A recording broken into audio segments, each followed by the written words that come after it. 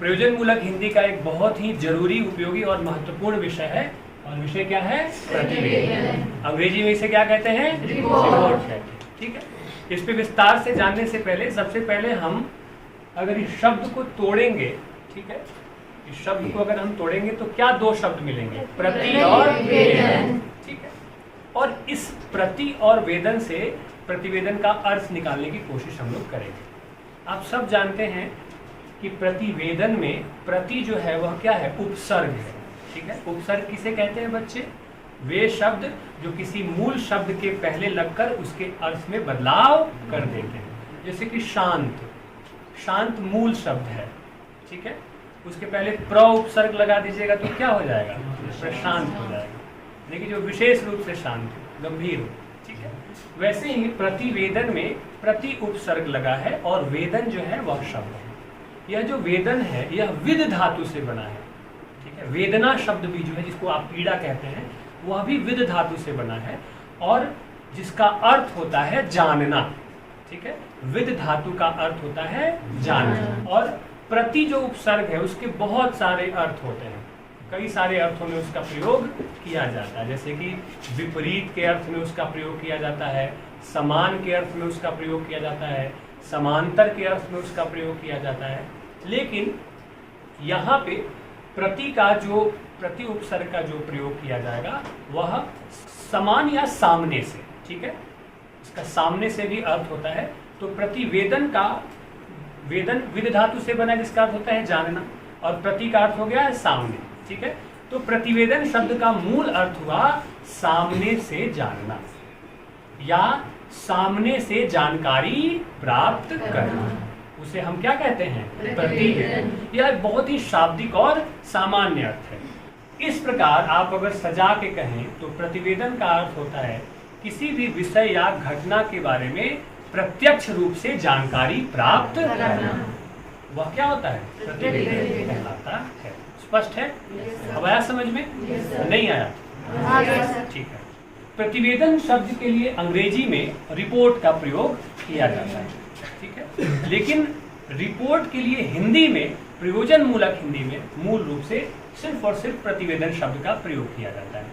अंग्रेजी का जो रिपोर्ट शब्द है वह कई अर्थों में प्रयोग किया जाता है, जैसे सूचना इत्यादि के बारे में रिपोर्ट, समाचार रिपोर्ट। उसके अलावा रिपोर्ट शब्द किसी की शिकायत दर्ज करनी हो पुलिस में, ठीक है, तो कहते हैं ना कि पुलिस में जाकर के रिपोर्ट दर्ज करा दिया गया है। तो अंग्रेजी में जो रिपोर्ट शब्द है वह समाचार के संदर्भ में भी प्रयोग किया जाता है, किसी की शिकायत करनी हो उसके संदर्भ में भी प्रयोग किया जाता है। लेकिन हिंदी में यह रिपोर्ट सिर्फ और सिर्फ प्रतिवेदन के अर्थ में किया जाता है।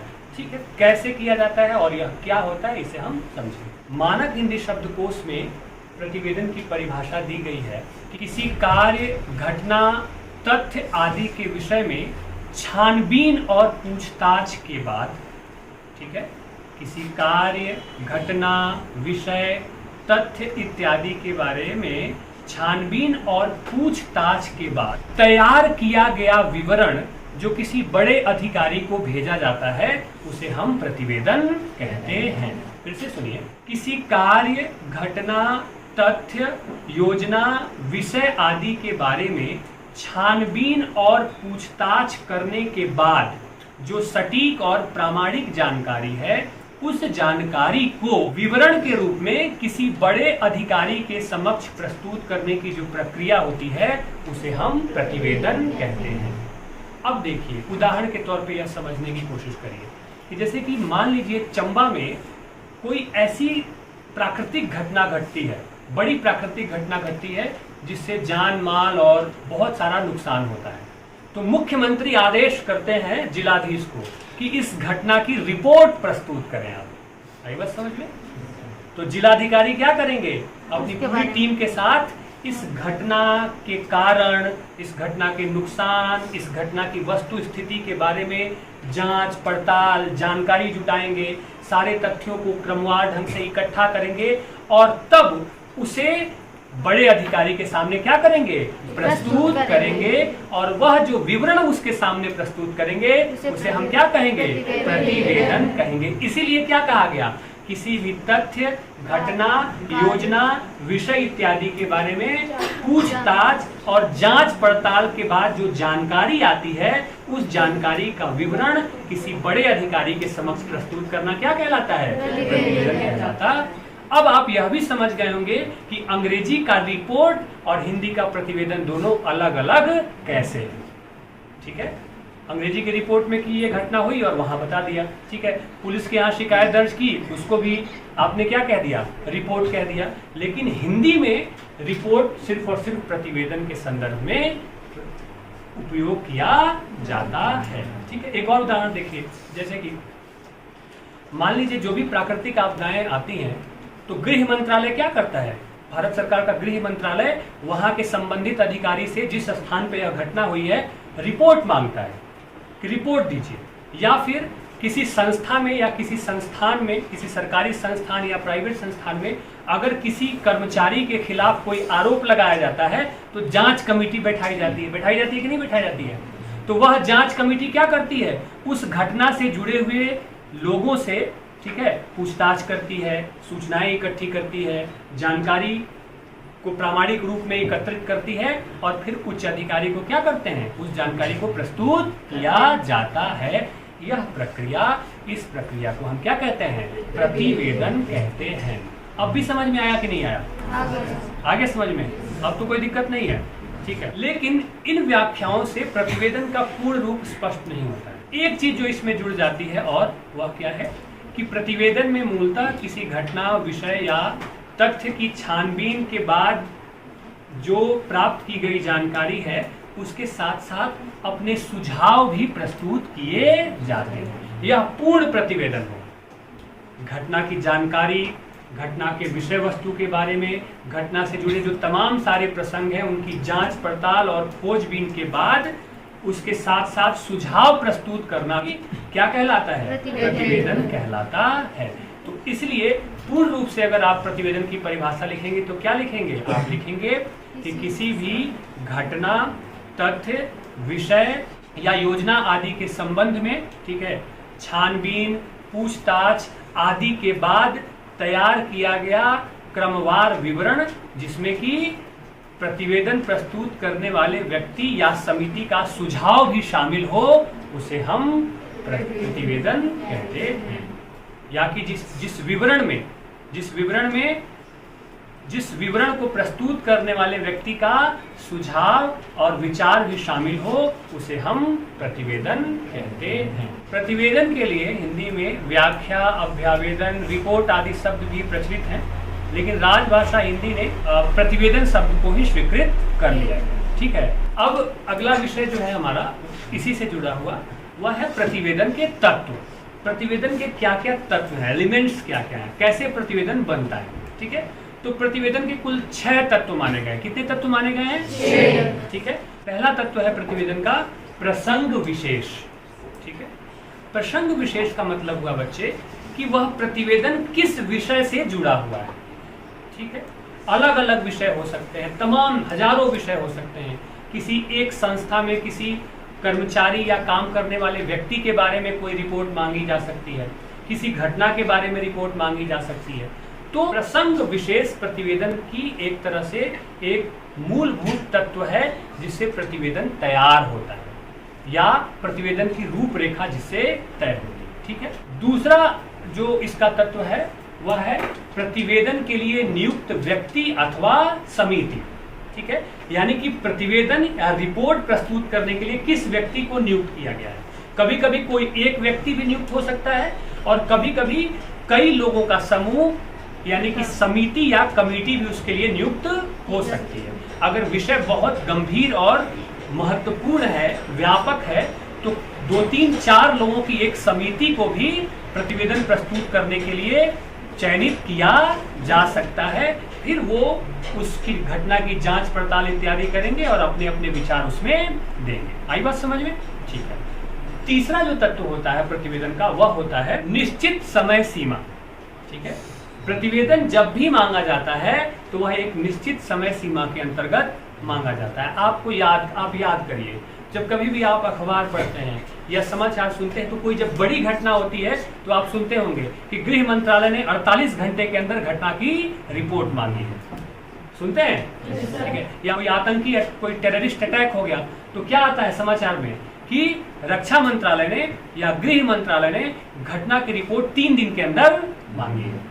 समय सीमा बिल्कुल निश्चित की जाती है। आई बात समझ में?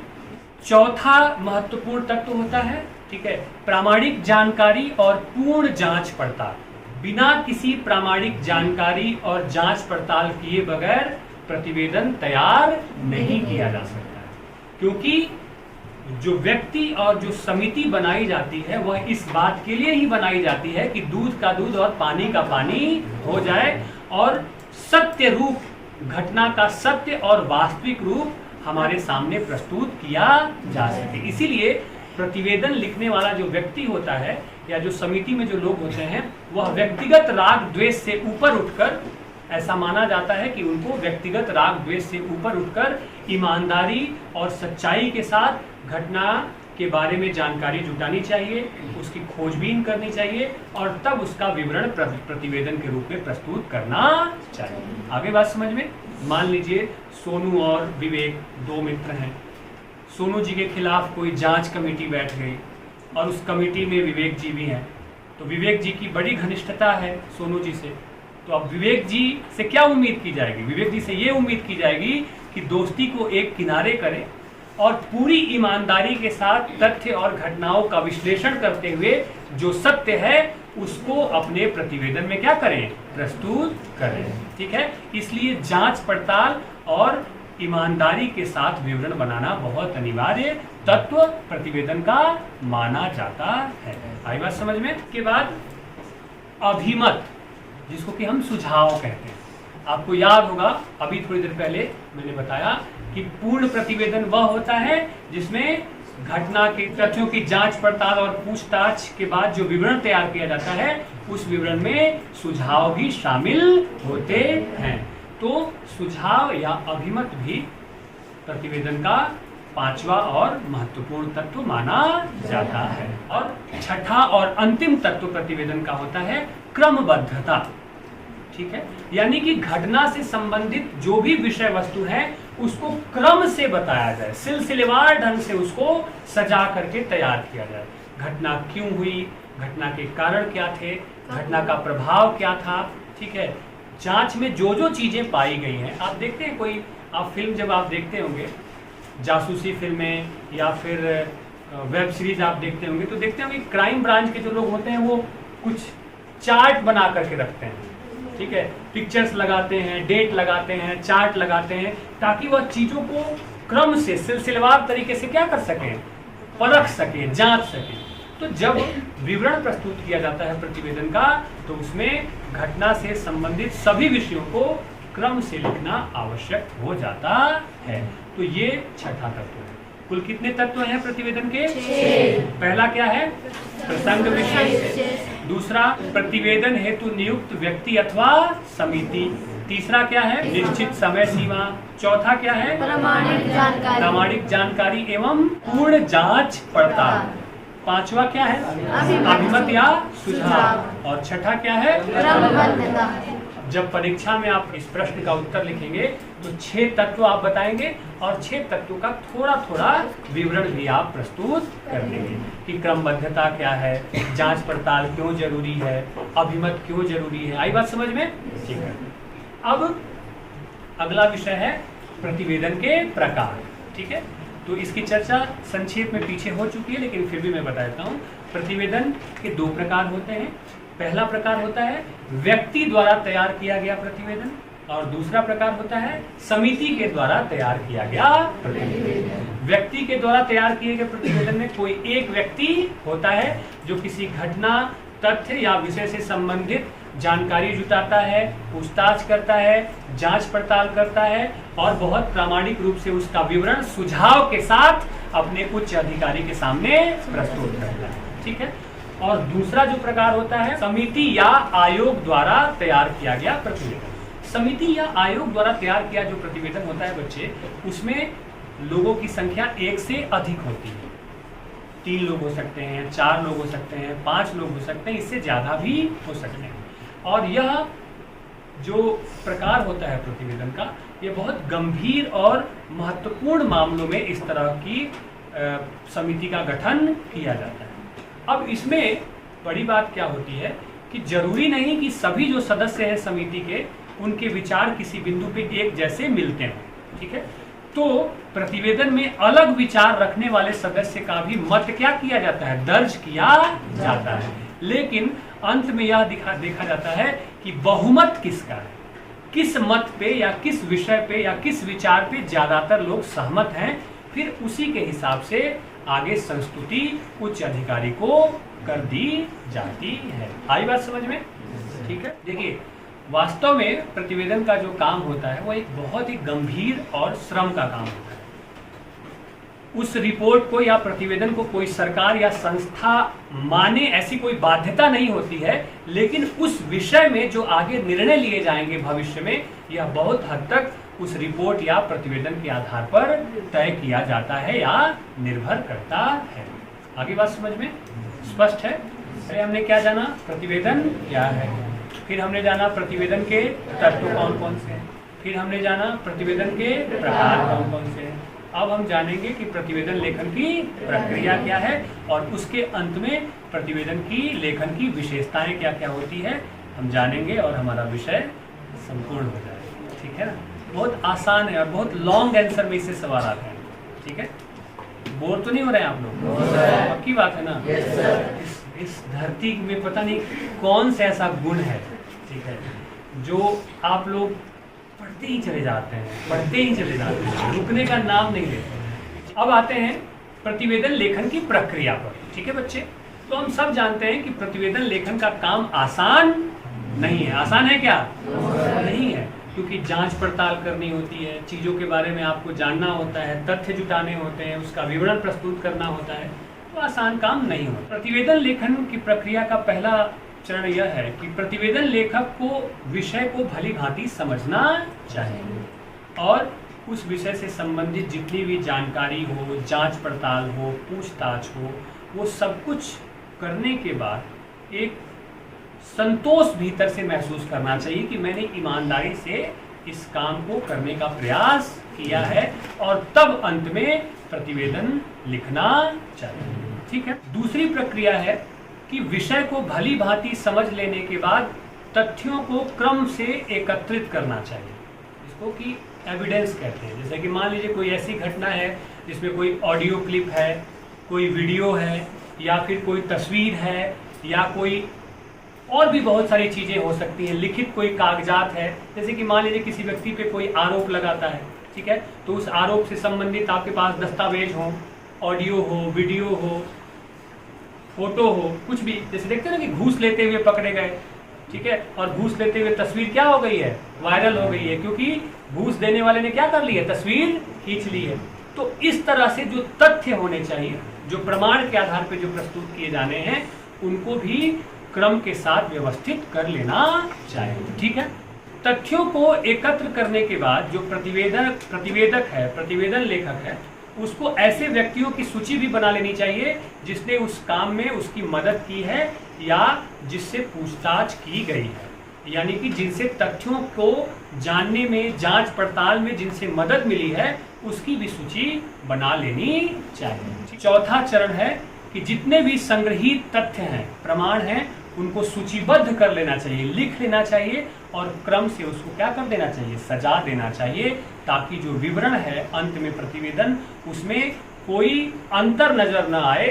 क्रम के साथ सारी चीजें बिल्कुल आईने के समान जो उच्च अधिकारी है उसके सामने सब चीजें क्या हो जाएं, प्रस्तुत हो जाएं। जैसे कोई घटना है, घटना का कारण, घटना का प्रभाव, कौन शामिल थे, ठीक है, ऐसी घटनाएं आगे ना हो इसके लिए हम क्या क्या कर सकते हैं, जांच रिपोर्ट में क्या क्या सारी चीजें सामने आई, सब कुछ व्यवस्थित करके वहां तक क्या कर देना चाहिए, पहुंचा देना चाहिए। और अंत में निष्कर्ष अथवा निर्णय के बाद प्रतिवेदक को चाहिए कि वह अपने सुझाव भी अंत में प्रतिवेदन में प्रस्तुत करें।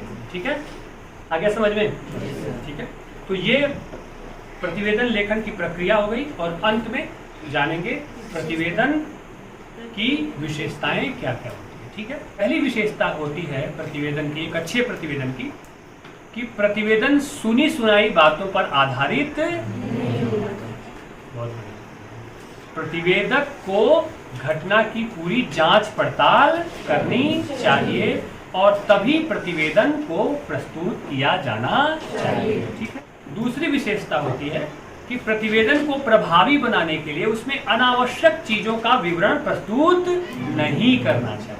यानी कि उस विषय से जुड़ी हुई जो चीजें हैं, जो घटनाएं हैं, जांच में जो चीजें सामने आई हैं, सिर्फ और सिर्फ उसी का विवरण प्रस्तुत किया जाना चाहिए। तीसरी विशेषता है कि प्रतिवेदक को व्यक्तिगत राग द्वेष से ऊपर उठकर प्रामाणिक और जांच में जो चीजें आई है उसी का विवरण प्रस्तुत किया जाना चाहिए। ठीक है, जैसे कि उदाहरण दिया था ना मैंने, मोहित हैं, तो मोहित की सोनू से बनती नहीं है। ठीक है, और सोनू और विवेक के बीच में कोई घटना घट गई है। अब इसका प्रतिवेदन प्रस्तुत करने की जिम्मेदारी क्लास के शिक्षक ने मोहित को दे दी है। तो अब मोहित का ये कर्तव्य बनता है कि जो दुश्मनी है इनकी सोनू से, उसका घनघोर बदला ये प्रतिवेदन में न ले। ठीक है, इनकी जिम्मेदारी यह बनती है कि जो सही और वास्तविक रूप है जांच पड़ताल के बाद वही ये क्या करें, प्रतिवेदन में प्रस्तुत करें। आगे बात समझ में? ठीक है। प्रतिवेदन में विषय, घटना इत्यादि का स्पष्ट रूप से उल्लेख होना चाहिए, उसकी पृष्ठभूमि का स्पष्ट रूप से उल्लेख होना चाहिए। ठीक है, कि क्यों, इसके कारण क्या रहे, इसका प्रभाव क्या रहा। तो आप कह सकते हैं कि प्रतिवेदन में विषय या घटना की पृष्ठभूमि और उसके प्रभाव का स्पष्ट उल्लेख किया जाना चाहिए। ठीक है, प्रतिवेदन की भाषा सरल, स्पष्ट एवं सहज होनी चाहिए। ठीक है, प्रतिवेदन की भाषा का निर्णयात्मक एवं सुझावात्मक होना आवश्यक होता है, क्योंकि वह पूरी रिपोर्ट के बाद वहां कोई ना कोई निर्णय दिया जाता है। ठीक है, और अंत में प्रतिवेदन व्याकरणिक अशुद्धियों और त्रुटियों से उसे बचा करके रखना चाहिए। यानी कि प्रतिवेदन की भाषा व्याकरणिक दृष्टि से भी शुद्ध और स्पष्ट होनी चाहिए। प्रतिवेदन के अंत में प्रतिवेदक के हस्ताक्षर होने चाहिए। और अगर प्रतिवेदन कोई समिति प्रस्तुत कर रही है तो उस समिति में जितने भी सदस्य हैं सभी सदस्यों के क्या होने चाहिए, हस्ताक्षर होने चाहिए। अंतिम जो विशेषता है वो यही विशेषता है कि प्रतिवेदन में जो संबंधित प्रतिवेदन प्रस्तुत करने वाले समिति या व्यक्ति हैं उनका हस्ताक्षर होना चाहिए। ठीक है, तो आज की क्लास में हमने क्या जाना, प्रतिवेदन क्या है। ठीक है, एक एक करके बताइए ना। प्रतिवेदन क्या है, दूसरा प्रतिवेदन के तत्व, तीसरा प्रतिवेदन के प्रकार, चौथा प्रतिवेदन लेखन की प्रक्रिया, और अंत में क्या जाना, प्रतिवेदन की विशेषताएं। ठीक है, स्पष्ट है? Yes sir. लिख लेंगे? Yes sir.